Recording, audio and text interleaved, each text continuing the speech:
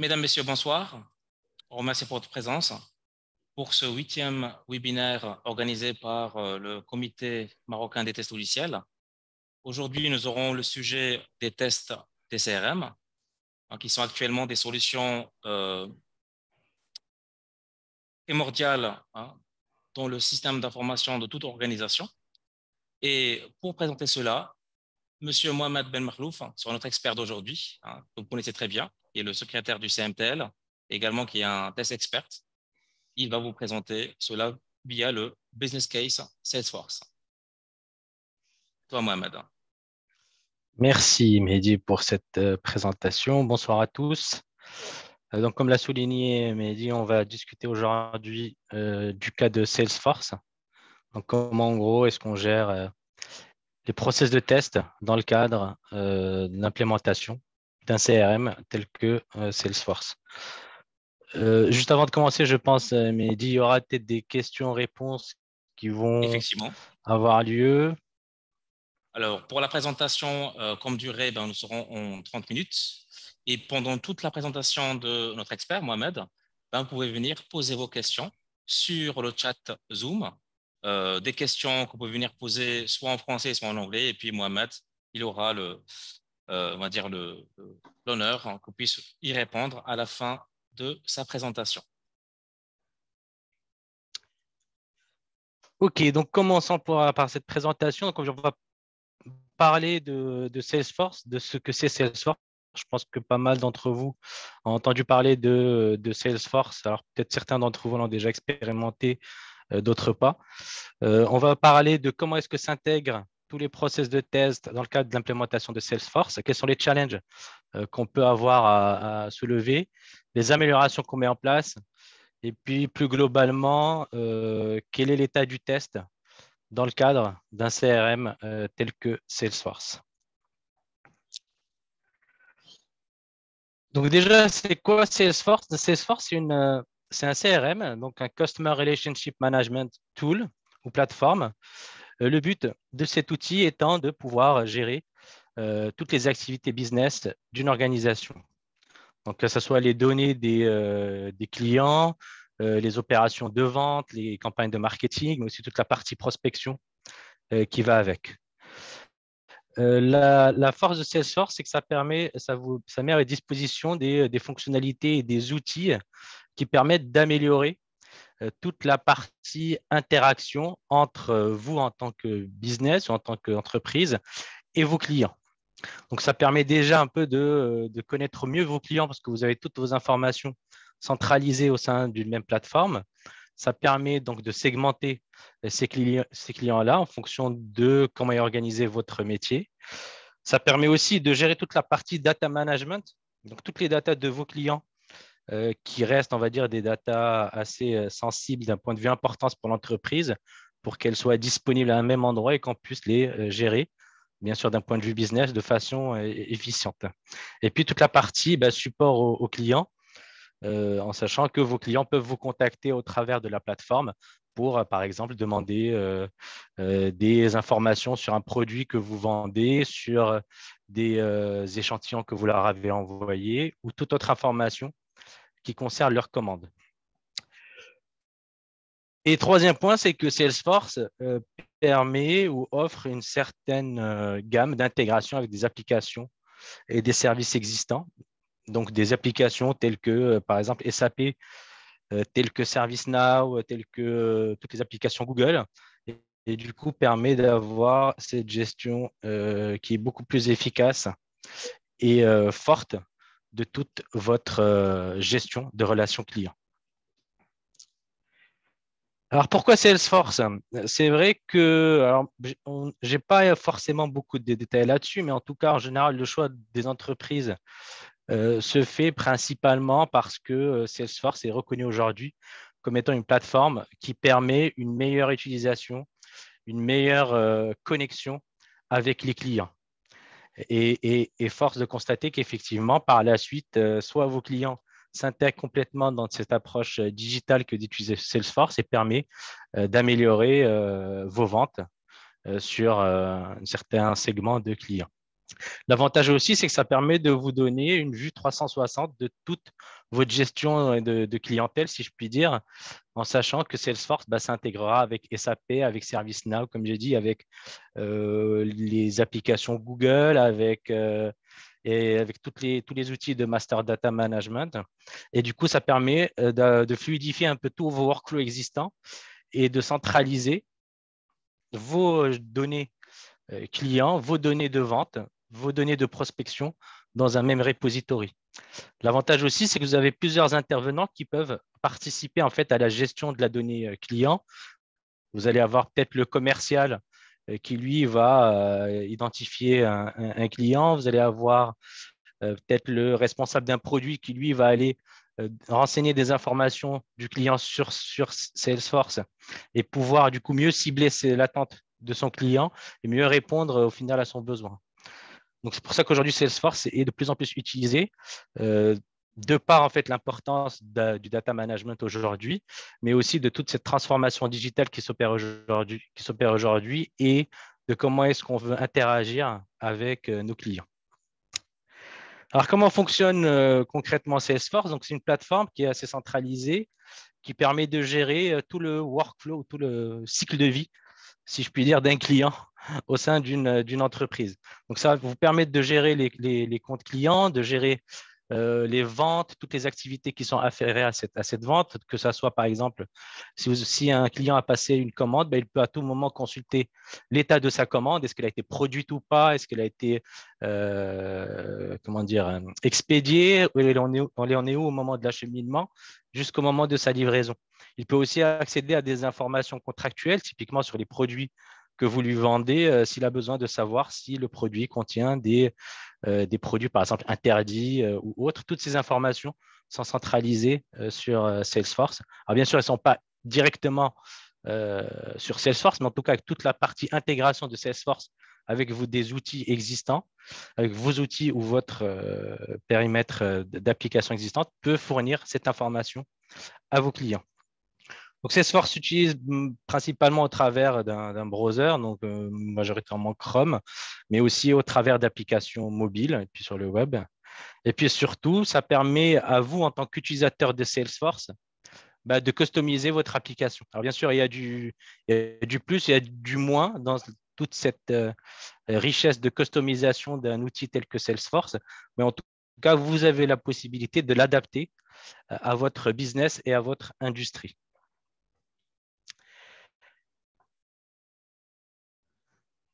Donc, Salesforce, c'est une application web. Ça permet de gérer les comptes, les contacts, les opportunités, les prospects, les ordres d'achat, toute votre communication avec les clients. Donc, si un client vous appelle ou que vous appelez un client pour lui demander des informations sur son besoin ou autre, toutes ces informations sont tracées dans Salesforce. Donc, on a des fiches, d'accord? On a des modules, donc les modules de compte client, les modules de contact, modules de vente, de prospection.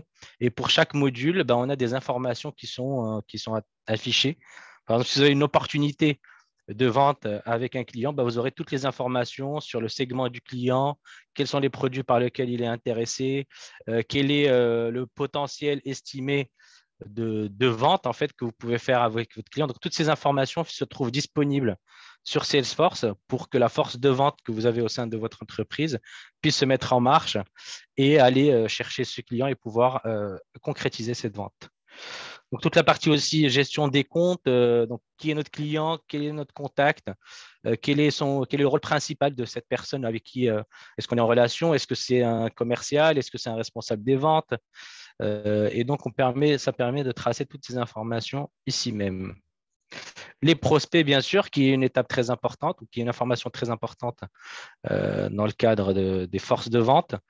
Ça permet de tracer tous les besoins, tous les prospects qu'on a identifiés, où est-ce qu'on les a identifiés, sur quelle région, par quels produits est-ce qu'ils seront les plus intéressés, ainsi de suite.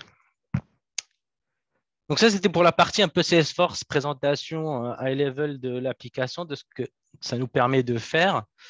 Et du coup, au sein d'une organisation, on a pu implémenter Salesforce donc en 3 étapes. Il faut savoir que Salesforce, c'est un gros projet, si ce n'est un programme, qui en général se fait en plusieurs phases.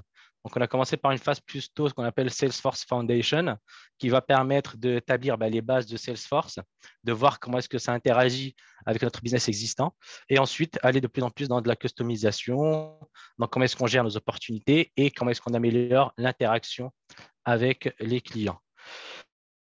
Bien évidemment, vu que Salesforce s'interagit avec plein d'applications, nous avons mis en place toute cette intégration entre Salesforce et une dizaine d'autres applications, donc qui permettent majoritairement de gérer nos master data, des applications telles que SAP pour tout ce qui est flux de commandes, de production, de livraison, intégration avec Gmail également pour toute la partie communication avec les clients ou communication entre les différents intervenants sur un cas client, ainsi de suite.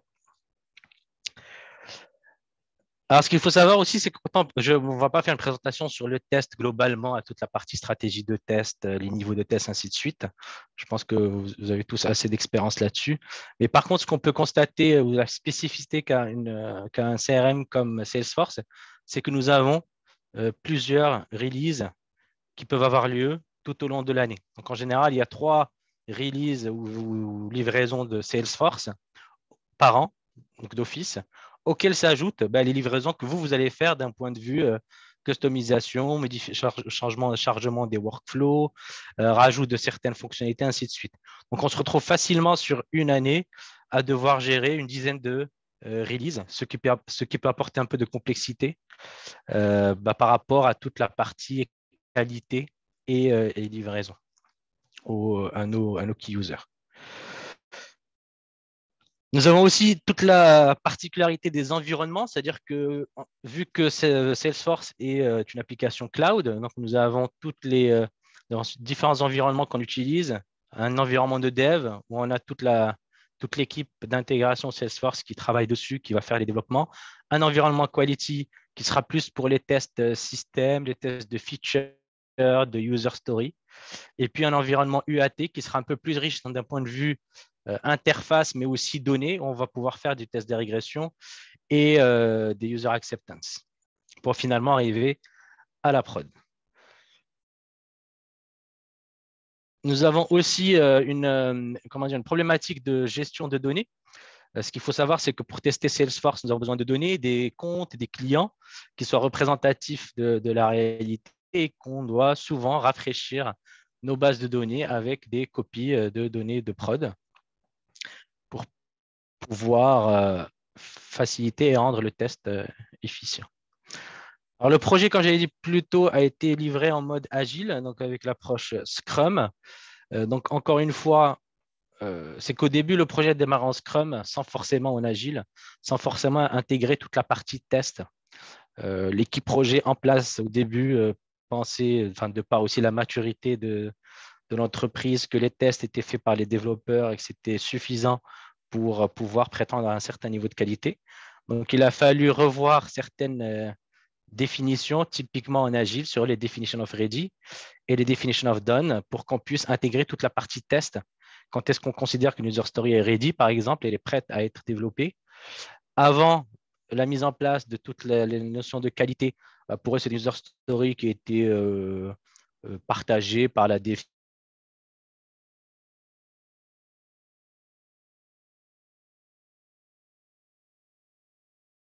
Je crois que nous avons une petite coupure Internet côté Mohamed. Que tout le monde avait, on va dire, à la technique Mohamed, ainsi de suite. Donc, nous avons apporté. Oui. Nous avons eu une petite coupure Internet. Tu peux juste faire un petit rollback de 1 minute en termes de parole. Tu as été coupé dès lors que vous avez passé vers la nouvelle stratégie pour définir comment peut-on dire qu'une story elle est ready. Non, dans le même slide. D'accord. OK. Au moment que tu as dit que… donc, on a dû revoir effectivement. Merci, Mehdi. Merci. Donc, on a dû revoir effectivement toute cette definition of ready pour pouvoir intégrer plus d'éléments relatifs à la qualité. Donc, tel que est-ce qu'une user story, est-ce qu'elle a été estimée d'un point de vue effort de test? Ça ne se faisait pas avant et du coup, arrivé au moment du test, on se disait on n'a pas prévu, on n'a pas le temps, on va passer à autre chose. En général, les gens se posaient des questions sur la user story au moment de son développement. où les développeurs commençaient à poser des questions. Ah, on n'a pas compris telle user story, peut-être aller plus en détail, alors que ça devait être fait bien en amont. Donc, on a apporté plus de crédit, plus de force à ces definition of ready pour que les user stories, si elles ne sont pas comprises par tout le monde et que tout le monde s'engage sur le périmètre de cette user story, ne passent pas dans les sprints. Et donc, nous avons donné plus de force à notre QA engineer qui était impliqué dans le projet. Donc, plus de force, plus de légitimité pour aller challenger les développeurs sur une user story précisément. Nous avons aussi mis en place des séquencements entre le développement de la user, une fois qu'elle est dans le sprint, son développement, que fait le QA engineer pendant le développement de la user story, à quel moment est-ce qu'on teste la user story, qui est responsable des tests unitaires, qui est responsable des tests de régression, comment est-ce que le QA engineer s'intègre avec les développeurs justement pour qu'ils puissent à eux deux livrer soit des tests de régression automatisés ou au contraire mettre en place des critères de fin de test ou de suspension de test pour remonter les alertes nécessaires. Ce qu'on a dit, c'est qu'en général, 70% de la charge du user story, donc on est parti sur ces ABAC pour pouvoir se donner une estimation, 70% de la charge de test se fera avant que la user story n'arrive sur les environnements de qualité ou UAT. Alors, les challenges qui ont été, on va dire, remontés ou les difficultés qui ont été remontées. Premier challenge, c'est que Salesforce est très fortement configurable, c'est-à-dire qu'on peut en faire une usine à gaz assez facilement. Et c'est vrai que à force de configurer tout au long des sprints et à force d'apporter des améliorations sans qu'il y ait de traçabilité, sans qu'il y ait de travail de test, on finit par se perdre et plus comprendre et plus savoir quel était le besoin initial. Donc ça, c'est le premier point. Deuxième point, c'est le fait d'avoir une intégration avec plusieurs autres applications et plusieurs autres plateformes fait qu'on a besoin de tests qui soient assez bout en bout, d'accord? Qui veut dire que vous avez besoin de support des équipes de ces applications tierces et du coup, il y a un fort besoin de planification pour pouvoir lancer ces exécutions. Ce qui est revenu aussi souvent au tout début quand on a intégré le projet, c'est que les, entre guillemets, les testeurs qui existaient ou qui portaient cette casquette de testeurs disaient qu'ils n'avaient pas énormément de temps pour faire du test avant chaque release et que du coup, ils faisaient du test, ce qu'ils appellent eux exploratoire, c'est-à-dire qu'ils partaient sur l'application, se baladaient un peu sans forcément tracer et de fait réduisaient le scope de test. Quatrième point, c'est qu'il y avait un manque de données. Un manque de données, pas au niveau de l'environnement lui-même, mais plutôt de la disponibilité de la donnée. C'est-à-dire que les gens utilisaient des données soit qui n'étaient pas adaptées au test, à la user story qu'on développait ou qu'on voulait vérifier, soit ils se créaient des jeux de données à droite, à gauche, sans faire attention qu'il y a certaines subtilités des fois sur la donnée qui permet au final de remonter une anomalie ou pas. Un niveau de maturité assez bas par rapport au process de test et à son industrialisation et à sa technicité. Donc, j'ai parlé de la disponibilité des stakeholders, hein, c'est toutes les équipes des applications tierces. Typiquement, moi, je suis côté Salesforce. J'ai besoin de faire un test avec SAP. La personne n'est pas disponible et on prend du retard. Donc, on mettra un peu plus tard en place des meetings de synchronisation pour bloquer des créneaux sur lesquels les personnes se rendaient disponibles pour faire ce genre de test. Et puis finalement, dernier challenge ou dernière problématique qu'on a eue, ou que l'équipe a eu avant que la QA ne soit un peu plus industrialisée, c'est qu'il y avait un nombre assez important d'anomalies en environnement de production, ce qui ne nous étonnait pas, nous, d'un point de vue qualité et test, du moment qu'effectivement, toute la partie test n'était pas tracée, suivie et correctement exécutée. Et donc, pour répondre à certains de ces challenges, un de ces challenges étant le manque de temps, d'accord, et le manque de données disponibles, on a pensé à mettre en place l'automatisation de tests au tout début comme un projet pilote pour qu'ensuite il puisse être plus implémenté sur un scope qui est beaucoup plus important.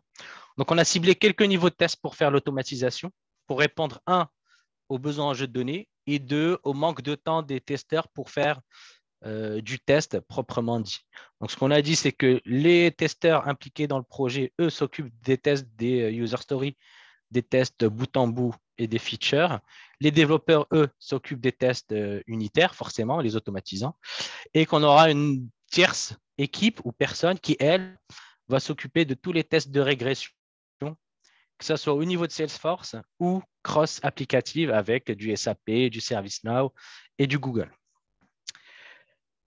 Donc, nous avons mis en place un framework d'automatisation. Bon, on a plusieurs frameworks d'automatisation. On a décidé de partir sur, bien sûr, le framework qui est hybride, qui permet, d'appliquer le framework de model-based testing, donc de créer des tests par module. Donc, des tests pour la partie compte, des tests pour les parties opportunités et contact. Ensuite, nous avons essayé de rassembler toute la partie, ensuite la librairie de tests qu'on a aussi créée pour qu'on puisse réutiliser au maximum des features ou des fonctions de script de test. Typiquement, sélectionner une donnée à partir d'un tableau. Donc ça, c'est quelque chose qu'on a scripté et qui peut être utilisé sur plusieurs écrans et sur plusieurs modules. Ensuite, toute la partie data et keyword-driven framework, on a dit qu'on allait créer pour chaque action sur l'application, donc création de compte, création d'ordre, amélioration, enfin, instantiation d'un client, toutes ces features, on va dire, qui sont unitaires un peu, on a décidé de créer des cas de tests spécifiques pour ça, d'accord, avec des données associées. Et à la fin, on s'est retrouvé avec une librairie de tests qui est réutilisable sur plein de nouveaux scénarios de tests. Donc, la partie data management, là, on a dit, c'est qu'on a deux types de données qu'on peut définir à minima, donc les données logiques et les données physiques. Donc, les tests qui étaient initialement développés ou créés, tests manuels, qui étaient créés par des pseudo-testeurs, pas forcément avec un background de test. En général, il n'y avait pas de données dans leur cas de test. Il n'y avait pas de quel type de données on utilise. Est-ce qu'on utilise un client sur la région Amérique avec un certain potentiel de vente. Donc, toutes ces informations données n'existaient pas. Donc, on a mis en place justement la définition de ces données-là, un peu comme une data requirement. Quels sont nos besoins en jeu de données.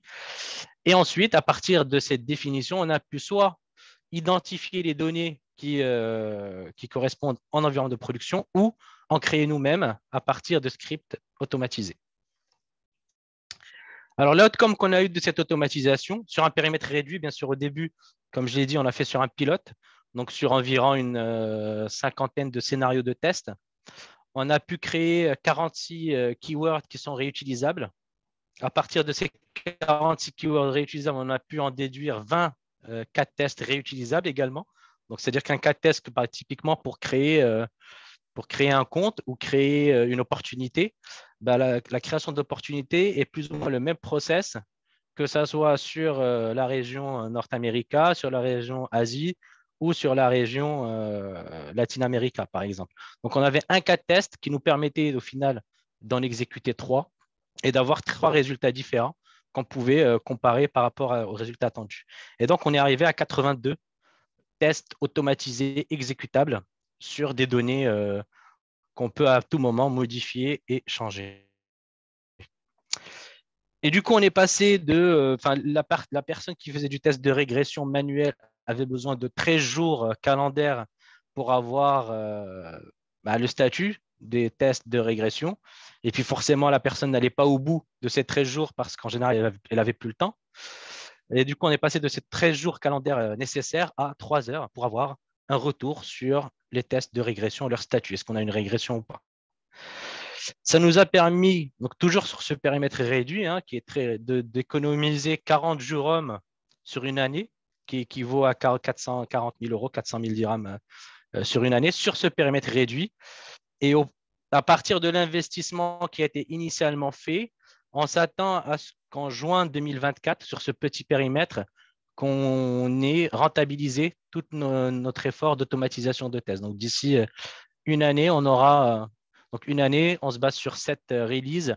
Donc, d'ici 7 releases, on va pouvoir rentabiliser cet investissement initial en sachant que ce cost saving qui est prévu au mois de juin 2024, à partir des dernières informations qu'on a eues, il a avancé plutôt à février 2024 puisqu'on est en train de réutiliser tous les keywords et tous les cas de tests existants pour créer de nouveaux scénarios de régression et du coup, on va être plus à même de réduire les frais de test ou les coûts de test, mais surtout pouvoir rediriger ces coûts vers des actions qui sont beaucoup plus productives par rapport à la qualité.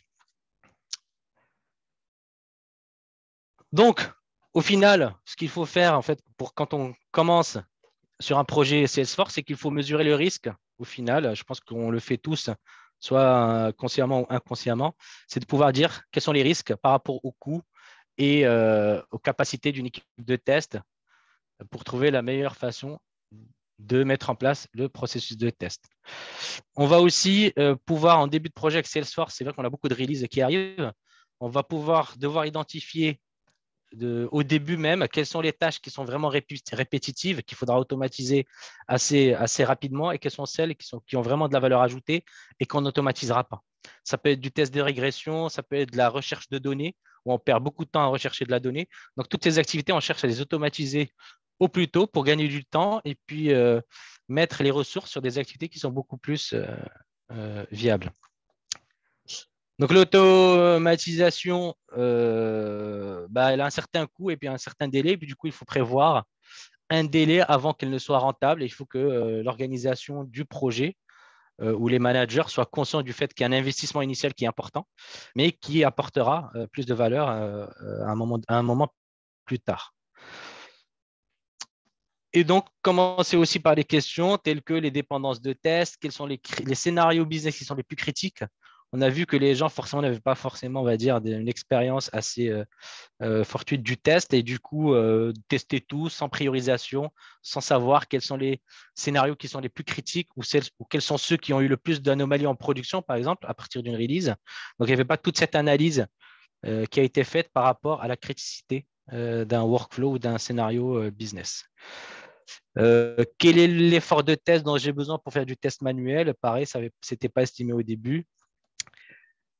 Et donc, toutes ces questions aujourd'hui, on les a intégrées dans le programme, dans le projet, pour qu'on ait une direction avant même de commencer un sprint. C'est-à-dire qu'avant même de commencer un sprint de développement, on sait on les connaît les dépendances. Je sais que dans ce sprint, je dois tester avec telle et telle autre application.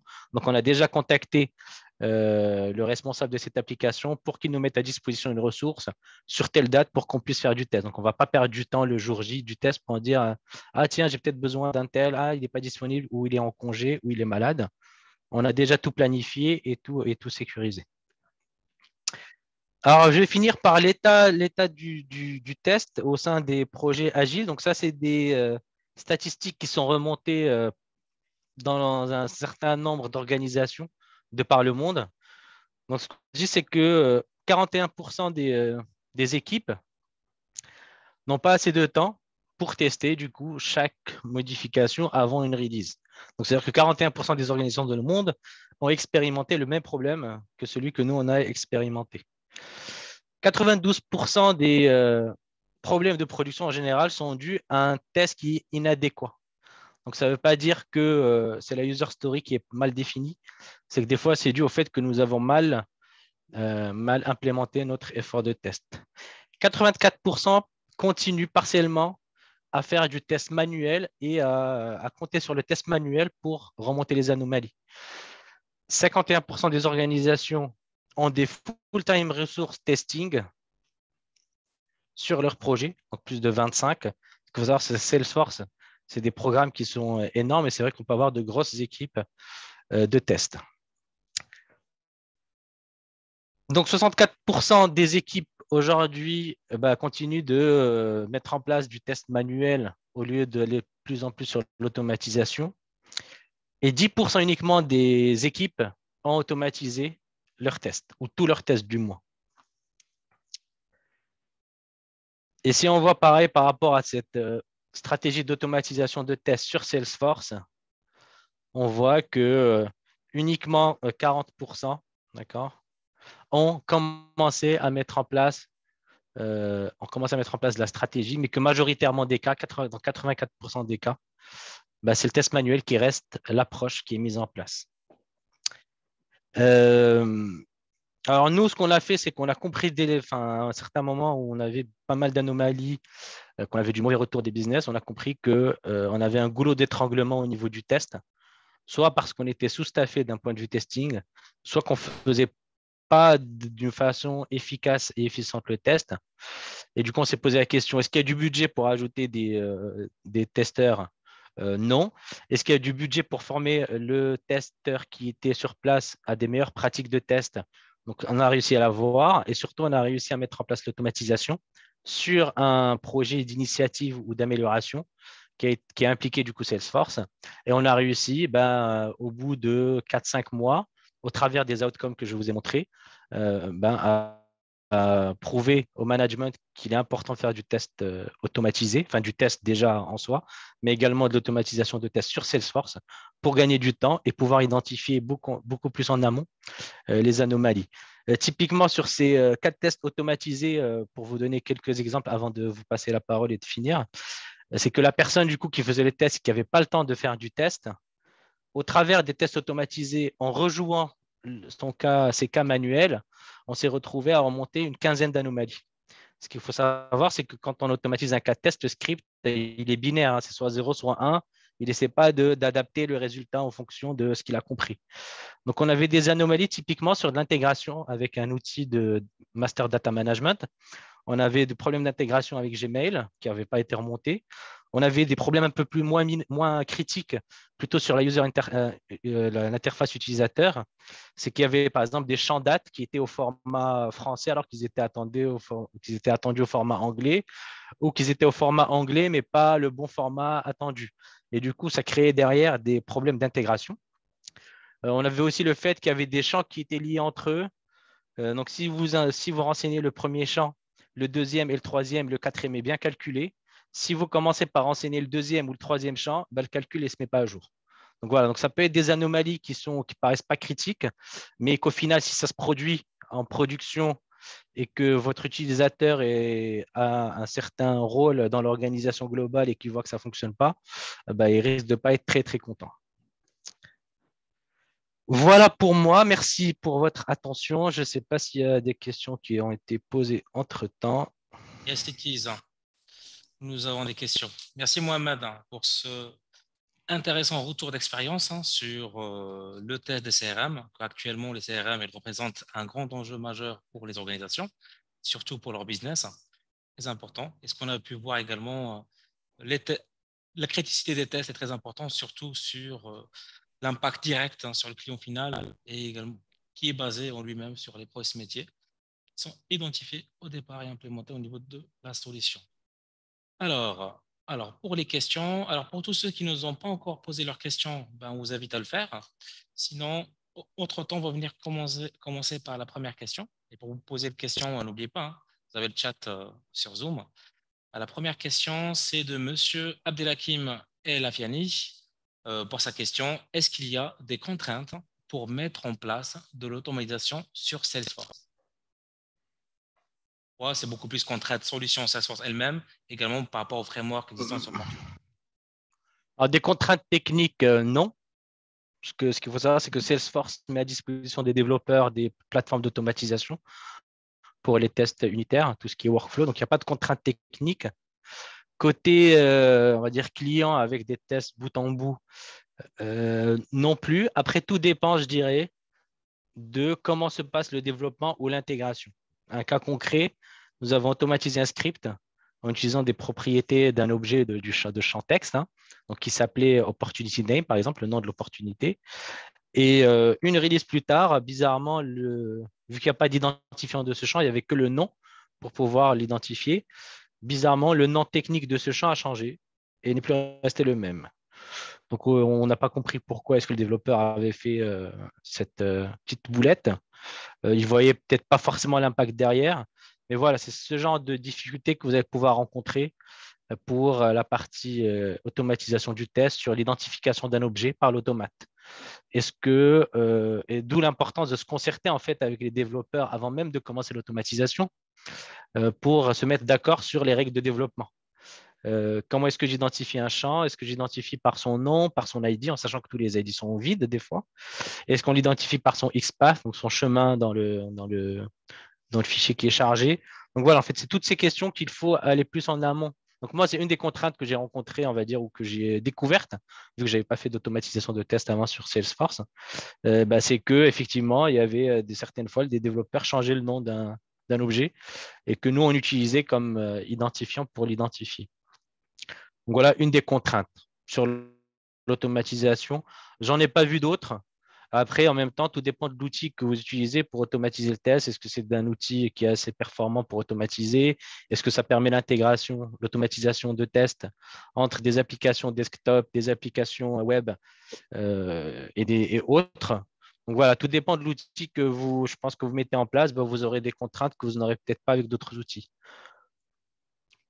Sur la même question, Mohamed, en termes de contraintes de données de test, je crois que tu en as parlé sur ta présentation, Oui. c'est beaucoup plus l'effort des gestionnaires des environnements ou c'est toute l'équipe, on va dire, SI, qui travaille sur le projet? Après, tout dépend de l'organisation où vous êtes. Moi, dans l'organisation où j'étais, on a mis en place ce projet, c'est que les responsables des environnements, ils te chargeaient l'environnement avec un certain nombre de jeux de données. Et puis, à toi d'aller chercher la donnée qui t'intéresse. Et si elle n'existe pas, tu referas une demande et puis peut-être de la mettre à disposition sur le prochain refresh. Donc, si tu veux, il n'y avait pas forcément Ok, d'expression de besoin d'un point de vue jeu de données. ok, Donc, merci. c'est soit on connaît bien le modèle de données Salesforce, on sait quelles données on va les récupérer, sinon, il faudra la créer manuellement. Merci, Mohamed. Alors, nous avons des questions de notre cher collègue également, Marwan Imdi. Bonjour, Marwan. Alors, sa première question, c'est les CRM tels que Salesforce sont-ils facilement testables qu'une autre appli web classique? Y a-t-il des particularités qui font que le degré d'automatisabilité, en fait, est meilleur pour le CRM, pour les CRM? Ah non, c'est vraiment une application web classique d'un point de vue interface. C'est-à-dire que vous avez en général, c'est quoi? C'est des tableaux. Vous avez la liste de vos clients, de vos contacts, de vos comptes. Vous avez des formulaires qui s'affichent avec des champs à renseigner, des listes de valeurs, des contraintes ou des dépendances entre les champs et les valeurs. Donc, vous avez ce genre qui techniquement n'est pas compliqué, on va dire. Donc, d'un point de vue test manuel, c'est pas compliqué. Par contre, si vous entrez dans un test des fois qui est un peu un test d'intégration bout en bout, là, c'est pas que c'est compliqué, c'est que ça prend du temps. C'est-à-dire que par exemple, pour créer une commande, vous pouvez passer peut-être 15-20 minutes entre sélectionner un compte, identifier le client, sélectionner le compte, créer la commande avec plein de valeurs. Vu que c'est un outil de force de vente sur certains, et là encore, tout dépend de la customisation qui est faite par le client. C'est que moi, par exemple, quand on veut définir une opportunité, vous avez une trentaine de champs à renseigner. C'est quel est le sales potential estimé, quel est le chiffre d'affaires, quelle est votre estimation par rapport à si on vend dans 3 mois, dans 6 mois, dans 9 mois, avec des informations très financières, très techniques et qui prennent du temps à renseigner. Donc, pas compliqué, mais des workflows mis en place qui peuvent être longs pour toute la partie test et du coup, qu'on automatise. Et merci d'avoir posé la question, je ne sais pas qui l'a posé. Ce qu'on a mis en place, au-delà d'automatisation du test de régression et de la création de données, c'est qu'on a mis en place des automates pour justement renseigner automatiquement ce genre de formulaire au lieu que ce soit le testeur qui le fasse manuellement. Donc, au lieu que ça lui prenne 10-15 minutes et à chaque fois réfléchir à quelle information il va mettre, parce qu'il faut saisir des informations financières. On n'a pas forcément tous de la connaissance financière. On a mis en place un petit automate avec un fichier Excel derrière où on a déjà des données financières prêtes. Et puis, hop, l'automate va charger tous les champs assez rapidement et permettre de faciliter le test manuel. Donc, c'est du test manuel intégré avec du test automatisé, si je puis dire. C'est parfait. Merci, Mohamed. Alors, deuxième question de Marwan également. Est-ce qu'il existe des bibliothèques déjà définies pour Salesforce qui pourraient faciliter l'automatisation? Alors, bonne question. Je ne saurais pas te dire, mais moi, d'après ce que j'ai expérimenté, c'est que sur l'outil d'automatisation qu'on a utilisé, nous avions un add-on dédié à Salesforce. Donc, qui permettait d'identifier les objets Salesforce assez rapidement, plutôt que d'autres outils qui ne le proposaient pas forcément. Alors, est-ce qu'il y a des bibliothèques de tests existantes? Je ne pense pas. Alors, quand je dis existantes, ça veut dire que vous avez déjà des scripts Réemploi. prêts. Alors, à moins que ce soit partagé dans des forums, Forum. mais mais j'en ai pas eu connaissance. Ce qu'il faut savoir aussi, c'est qu'il y a de la customisation derrière Salesforce. Donc, à part des cas standards que vous pouvez récupérer ou récupérer des codes ou des librairies que vous allez pouvoir par la suite modifier et adapter à votre environnement, voilà, Alors, je ne vois pas d'autres solutions aussi. par rapport à ta réponse, Mohamed, il y a Marwan qui dit, est-ce que c'est bibliothèque ou add-ons? Alors, c'est un add-on qui intègre une bibliothèque, mais pas de. Enfin, pas, alors, si tu veux dire par bibliothèque un ensemble de tests déjà prêts à être exécutés, non. Et moi, quand je parle add-on, c'est-à-dire que l'automate de test va pouvoir identifier tous les objets Salesforce. Ce qu'il faut savoir, c'est que sur Salesforce, aussi la complexité, c'est que ça a des objets de type web standard et il y a des objets de type Salesforce. Donc, si vous n'avez pas cet add-on Salesforce, par exemple, bah, vous allez mettre beaucoup plus de temps à identifier des objets qu'un autre. Ok, merci Mohamed. Il nous reste deux questions. Alors, la première, d'après ton expérience, quel outil vous préconisez pour automatiser les tests pour Salesforce? Alors, nous, on avait fait un assessment ou un audit des outils d'automatisation de tests. Donc, on était parti sur 5-6 outils au début, qu'on a rétréci à 3. Et le choix qu'on a fait, on a fait un choix qui est un peu, comment dire, opportuniste sur le moment. C'est qu'on avait déjà un outil existant chez notre client, donc qui permettait justement de faire du test Salesforce intégré avec d'autres applications. Donc, on utilisait un seul outil qui permettait de faire du test web sur Salesforce, du test SAP, qui n'est pas une application web, qui est une technologie à elle-même, et du test sur d'autres applications desktop. Donc, on avait un seul outil qui permettait de gérer les 5-6 technologies qu'on utilisait. Et du coup, on a décidé de le garder, même si l'outil coûte peut-être plus cher que d'autres outils existants. Mais au vu que cet outil permettait l'intégration de l'ensemble des technologies et qu'il était existant chez le client, bah, on est parti dessus. Ok. Donc, l'outil, D'accord. c'est Microfocus UFT. Et UFT. on avait comparé avec deux autres outils. Là, j'ai perdu le nom. Tout de suite, il y avait Catalon et il y avait un autre dont j'ai perdu le nom. Cypress, Selenium. Non, Selenium, c'est que du web. Donc, si tu veux Ouais. faire du SAP derrière, tu Hmm. peux plus. Il n'est pas costaud, ouais. Tu n'en peux plus. Ah, non. Tosca, Tricentis. C'était Tosca. Voilà, c'était Tosca. Il y avait Tosca, il y avait Catalon et UFT qu'on avait déjà chez le client.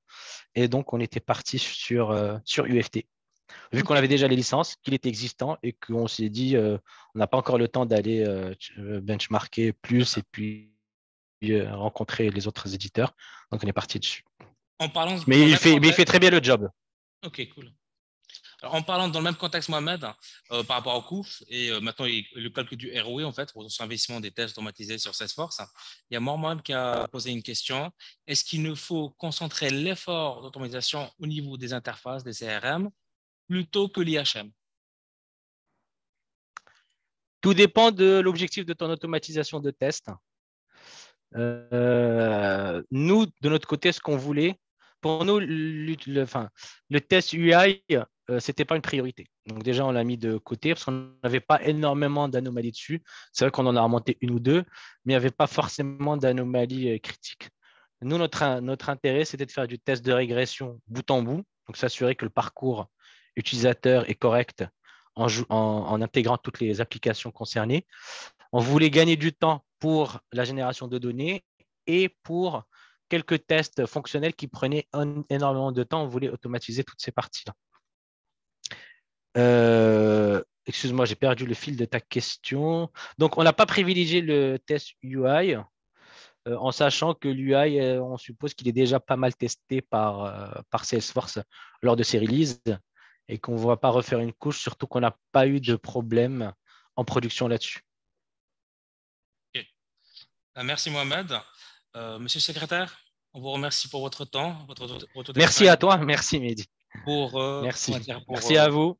ouais, pour ce feedback-là par rapport au Salesforce et peut-être des CRM. Mesdames, Messieurs, on vous remercie également pour votre fidélité par rapport à ces webinaires du Comité marocain test logiciel. Au nom du CMTL, on vous remercie pour votre présence et on vous donne rendez-vous le mois prochain pour le 9e webinaire. Bonne soirée à tout le monde. À très bientôt. Bonne soirée.